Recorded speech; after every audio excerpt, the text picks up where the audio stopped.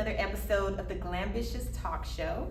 I am your host, Lillie Mae, and if this is your first time tuning in, make sure you visit theglamceo.com to learn about the different opportunities we have for women entrepreneurs. You know that my goal is to introduce you to dynamic women from around the world, and today is no different. Miss Lakeisha, go ahead. Hi, my name is Lakeisha Hinnant. I'm a CEO of a trucking company. I am an author. In the year 2026, I will be running for mayor. Yes, okay, you see the quality of women that I am bringing to the platform. I applaud you because that is a very ambitious pursuit. Tell us about what inspired you to start your business. What inspired me to start my business was trying to be the person that I was looking for growing up. I had a lot of childhood trauma, and once I went to therapy, I started to notice how mental health was such a big issue.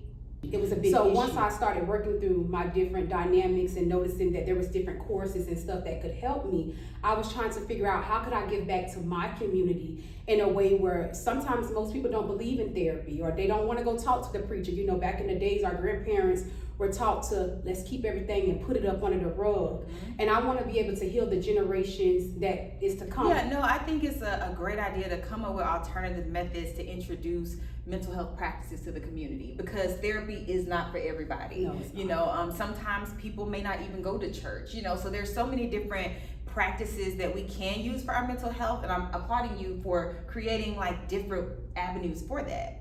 So that's a good thing. And how do you think, you know, aside from that, that your brand differentiates from other brands in the marketplace? Well, personally, at the Rebirth brand, I'm looking for authentic people. I want you to come as you are. So that thought that comes up in your head, that's who you truly are. If you try to push it back down, I want you to be able to present yourself authentically for who you are. Because I know a lot of times, even when I was looking at other life coaches or people to help me, it was kind of like they were wanting me to present materialistic stuff to make it seem like I was happy, but I wasn't. That was only filling a void. So for me, just come as you are, and I think that's just how I'm different. What you see is what you get. Yeah, no, I think it's very important because like social media and the world in general is always encouraging us to compare ourselves to somebody, to show up as somebody else. Yes. And so your brand is helping people be anchored in who they really are. Yes. And that starts with you being anchored in who you really are. Right. And I know you mentioned to me off camera that as a child, you were not always as vocal. So tell us a little bit about that journey. So growing up, I don't think my mom meant anything by it. I think a lot of times who we become is passed down. So when I go to say how I feel, not being disrespectful, but just telling her my feelings, she'll say, oh, you know, you don't talk back to me, or you can't say that. So growing up, that kind of, I just kept piling up, and I didn't notice that it was an issue until I got grown. When it came down to make decisions, I noticed that I would kind of like freeze up, and it'll be really good opportunities, but I wouldn't take them because it kind of had me use my voice, and I was afraid to use my voice. Now, since I opened my mouth, I don't think I'm ready to stop. Exactly. And you know, I can tell you have so much to share, and that this is your season to share it. And my platform is literally created to help women elevate their voice and visibility. And I told you off camera, you are a powerful speaker. So you will be on stages. Prophetically, I speak that you will be on stages with thousands of people that you will be impacting. Thank you. So we're gonna steal that. Okay. You know, y'all know that the Lord will hijack my platform anytime he sees fit. Okay. We could just be going about our day, having a talk show interview, and then the spirit of prophecy fall upon Lillie. So that is what it is. Now tell us like about maybe a significant challenge you may have had recently and how you overcame that. Truthfully, I'm always going through different things. I'm one of those people that believe in evolving. So a lot of times I'll mention a lot of good things that have happened personally, like within business or something, and I only show a certain point, and people think that it just happened overnight, when no, there's so many different ego deaths. So for me, just know every time I mention something new that I'm doing, there's a part of me that has, a foundation has crumbled. So I can say that the last time something significant just happened, I told you that we had a contract dealing in logistics with Google, and I decided to let that contract go.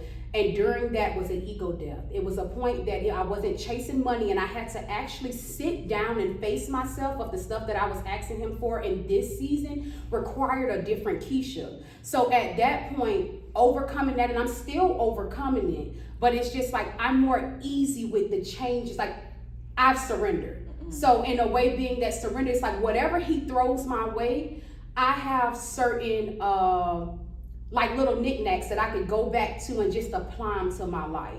It's kind of like going to the dentist or the doctor. You have certain tools for certain things, and then whenever that comes out, it's like, oh, okay, God, you're throwing this at me. Let me get this tool out, and you just, you keep going. That's just how I look at it. I totally 100% relate to a season that forces you into surrender, forces you into a state of flow where you take your hands off the wheel and you let God drive the car. And that's a hard season to go through, especially as ambitious women. We are used to being in control. So we want to know what's going to happen next month, what's going to happen the month after that. I want to know that by this age I'll be married, by this age I'll have a house on the hills. Like, Lord, I need to know what the lineup is. And then there comes a season where he lets you know that you have to surrender because he is the author of this story, and you don't necessarily get to know all of the pieces. He gives you what you can handle. Right. And sometimes we think that we can handle something or we're ready for something and we don't have it and we get mad at God, but he's not giving it to us because we're not ready. Right. And that season of pruning is getting you prepared, is getting you ready for what's next and what he's calling you to. So I can tell that in your season, now you're in a space of flow where if he tells you to make a left, you make a left. Yes, right? And it's not comfortable. But what you do, what I can say is that it feels right though. It feels right to surrender, and you know that he's taking you in the right direction. Like your ego isn't doing it. You're not doing it because your mama wanted, your grandma wanted. God, he is the one that is in control. How can you fail? So it's like having that faith of a mustard seed, knowing that it's okay. The more I keep booking events of using my voice, I notice the better I feel, and I'm less focused on control. Because it's like you're so caught up in doing what you're supposed to do, it's kind of hard to focus on what ain't going right or what you're fearful of. And it's kind of like, I'm not gonna lie, I'm kind of scared now, but I'm doing it anyways, but it feels good. Right. It's so important that we feel the fear and do it anyway. And I think what you're talking about is an inner knowing. Yes. And when you get that full surrender with God, there will be an inner knowing that you're in the right place at the right time. Right. And you will continue to be at the right place at the right time as long as you flow with him. Yes. What often happens is we try to put our hands on the wheel and then we end up in the alley like, well, how did I get here? Because you put your hands on the wheel, take your hands off, and let him guide you. And that can be applied not even to just business, any facet of life. Like if you're a woman that's believing God to become a mother, surrender that to him. If you're a woman like me, believing God for a kingdom spouse, you have to surrender that to him. In business, in wellness, in health, in all of the things, really surrender and get into that flowing alignment. And it will be peaceful even in the midst of like a rocky storm. You'll be like Jesus when he was on the boat chilling, sleeping, and everybody's like, Lord, we in the storm. And he's like, y'all don't know who on the boat. Baby, I'm on the boat. You ain't even got to worry, okay? We good. Piggybacking off of what you said, you made a very valid point. Another thing, I have been on the wrath of God of not listening to him. And that's one thing I don't want to experience again. When he tells you, for me, when he tells me to do something, regardless of how fearful and uncomfortable it is, I do it anyway, because the last time I was in something like that, it was thing after thing that was coming back, and he's like, I told you.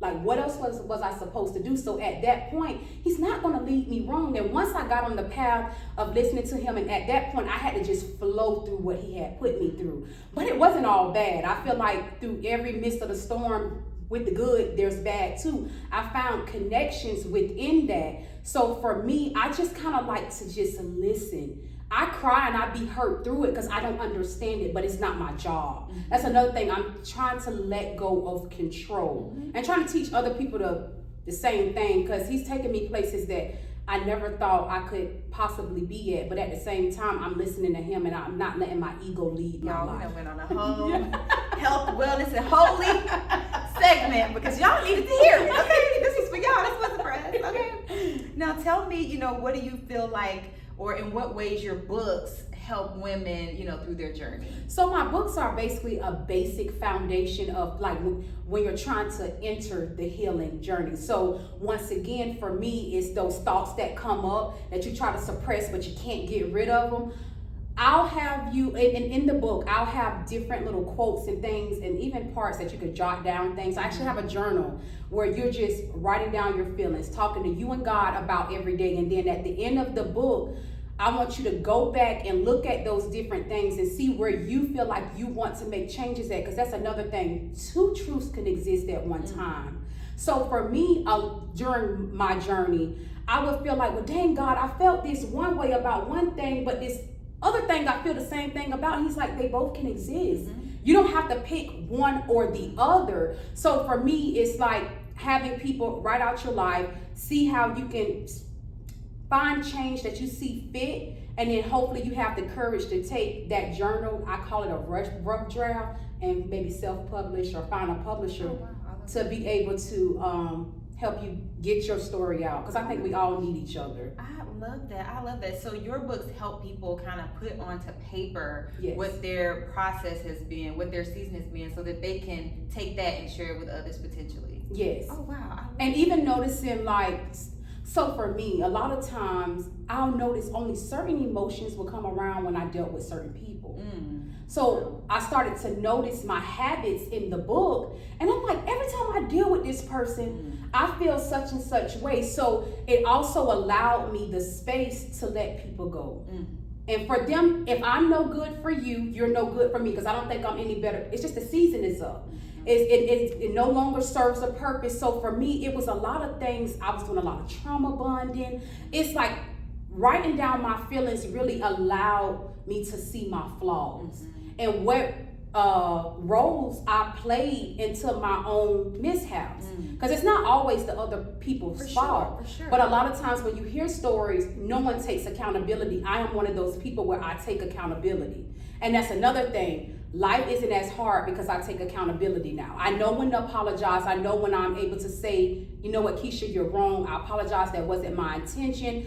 It's just, I don't know, this brand is just really about taking accountability in your feelings, not what your mama want, your grandma want. It's like whatever God put you here to be. I feel like we all have a purpose. Right. But sometimes along the way, it get caught up in different aspects through family and, Yeah, no, I love that your books are helping people have that self-reflection, because I feel like we don't have enough moments of self-reflection. There were so many things you touched on. I'm like, oh, I wish I had a pen, because I was taking notes like, girl, let's talk about this and that.